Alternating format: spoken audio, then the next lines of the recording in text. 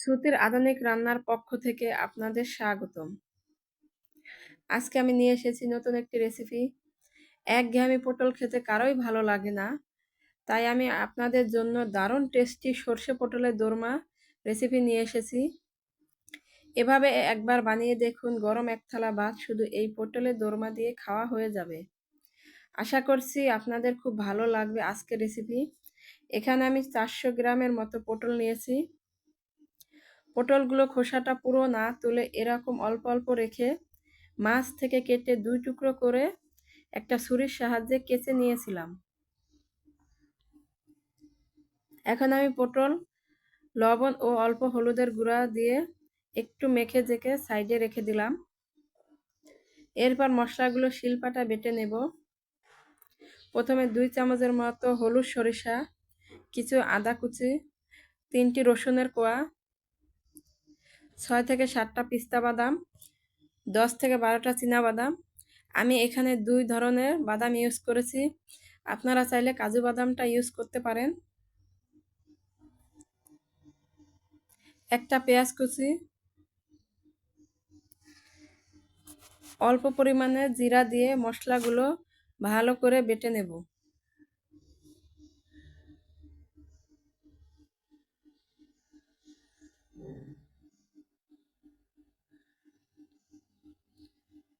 মশলাগুলো আমার বাটা হয়ে গেছে, এখন আমি একটা বাটিতে উঠিয়ে নিলাম।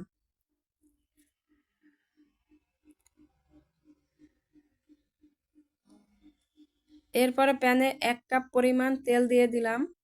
তেলটা গরম হয়ে গেলে আমি পটলগুলো দিয়ে দেব তেলে।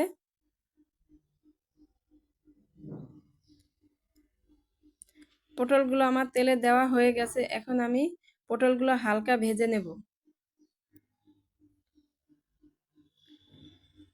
পটলটা আমার এক পাশ হয়ে গেছে, আমি উল্টিয়ে আর এক পাশ ভাজার জন্য দিয়ে দিলাম। পটলগুলো আমার 2 পাশে ভাজা হয়ে গেছে, এখন আমি উঠিয়ে একটা বাটিতে নিয়ে নিলাম, সাইডে রেখে দিলাম।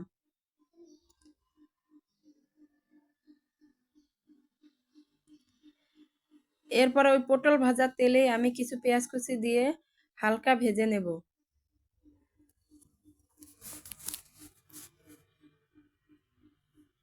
পেঁয়াজটা হালকা ভাজা হয়ে গেলে আমি বাটা মশলাটা দিয়ে দিলাম।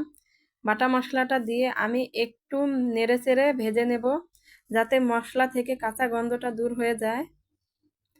এরপরে হাফ চামচ হলুদের গুঁড়া, 1 চামচ মরিচের গুঁড়া, পরিমাণ মতো লবণ, 1 চামচ টক দই, 1 চামচ কাসুন্দি।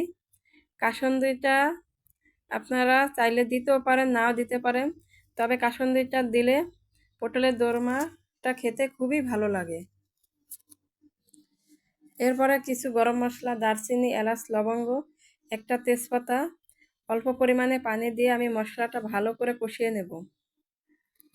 মশলাটা আমার কষানো হয়ে গেলে আমি পটলগুলো দিয়ে একটু নেড়েচেড়ে 1 কাপ পরিমাণ পানি দিয়ে দিলাম। পানিটা যখন বলক চলে আসবে আমি 3টা কাঁচামরিচের ফালি দিয়ে দিলাম। পটলের দোরমাটা একটু ঝাল ঝাল হলে খেতে ভালো লাগে। এরপরে পানি শুকিয়ে যখন পটলের সাথে এরকম মাখা মাখা হয়ে যাবে, এই পর্যায়ে আমি কিছু ধনিয়া পাতা কুচি দিয়ে একটু নেড়েচেড়ে নেব, তাহলেই হয়ে যাবে আমার আজকের অসম্ভব মজাদার সর্ষে দিয়ে পটলের দোরমা। আশা করছি আমার এই পটলের দোরমা সবার কাছে ভালো লেগেছে। আল্লাহ হাফেজ।